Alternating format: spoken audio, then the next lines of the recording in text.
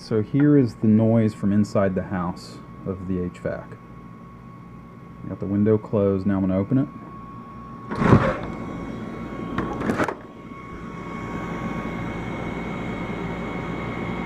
And I'm not sure how well this will pick up on my phone's video here, because we're probably about 6 feet or so away from the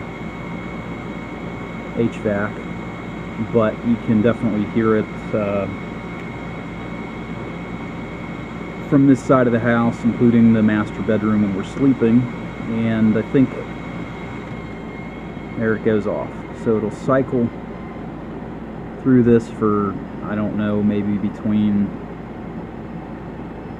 3 to 5 minutes, and then it'll cycle off, the noise that is, and then I don't know how long it stays off, but it keeps coming back on and off. I guess when, actually I don't know what causes it, because the fan is still running.